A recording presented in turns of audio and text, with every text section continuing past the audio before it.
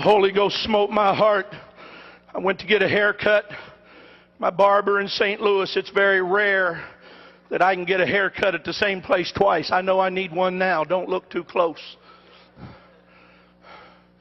But when I get a chance to go to my barber in St. Louis, it's a treat. I've had my hair cut in some of the most horrible places you can imagine on earth. Brother Kelly and Sister Kelly, I went and got one in Scotland when I was there. And the guy got to talking about Margaret Thatcher, and I thought he liked her, and found out he hated her guts. But the more I talked about her, the more he cut.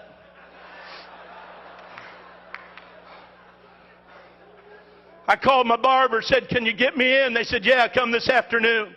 I went to the barber shop, so happy and pleased I was going to get a good haircut from a barber I trust. And when it came time for my appointment, the receptionist come out and said, "Mr. Cunningham, I'm sorry, but your barber had to leave on an emergency. He's not here today, but Julie can cut your hair if you want her to." And I thought, well, I'm here. I need a haircut. Julie will be just fine.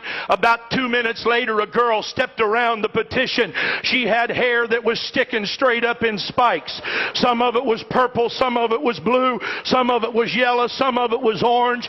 That girl must have had 100 piercings in her face, all around her ears, her lips, her nose. I mean, in the sides of her eyes, she was all pierced up.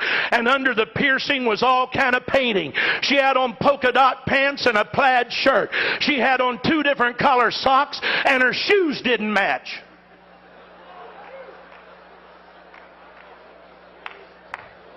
She said, "I'm Julie. Are you Jack?"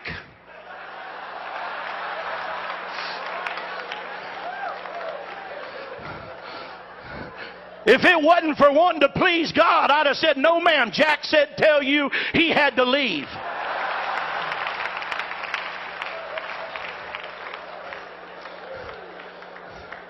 And I thought, well, I'll just endure it. And I went and sat down, and I did like I do too often. I thought I'll just go to sleep. I'll just sit down here and close my eyes and rest while this girl cuts my hair, and I hope she hurries up. There couldn't be anything in the world her and I would have in common. There couldn't be anything on earth she and I'd want to talk about. She wouldn't want to hear anything I got to say. I certainly don't want to hear anything she's got to say. I apologize, but that's what was going through my mind. While she's cutting my hair, she said, "Where do you work?"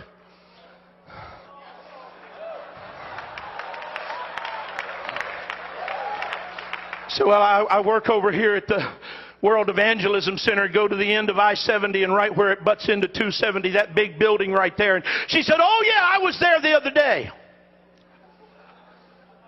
I said, "You were at World Evangelism Center the other day?" She said, "Yeah, you have a bookstore in there, don't you?" I said, "Yes, ma'am." She said, "My mama is a cocaine addict. My uncle is a hopeless cocaine addict."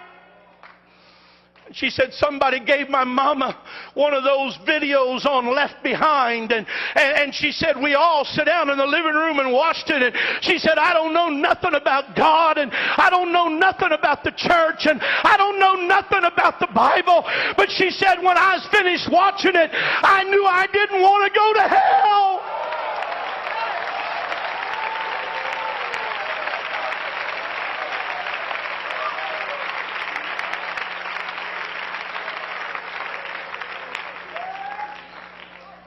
She said, "I went to your bookstore and bought a Bible." She said, "I don't know how else to find out anything about God." She said, "I just bought a Bible and I'm going to start reading it through." She said, "I've had it 2 days now. I've already read." And she named some books that she had been reading from. But she said, "I really don't understand anything about it." And when I looked in the mirror, tears are streaming down her face. The other people that are cutting hair have quit cutting hair. And now they're listening to her talk. And some of them got tears in their eyes. And when I got up out of that chair, I said, "Julie, I want to apologize to you for not telling you about Jesus." I said, "But if you'll stay here, I'm going to go to my office and get a Bible study. And me and you's going to sit out there on that park bench, and I'm going to give you a Bible study and help you know about Jesus."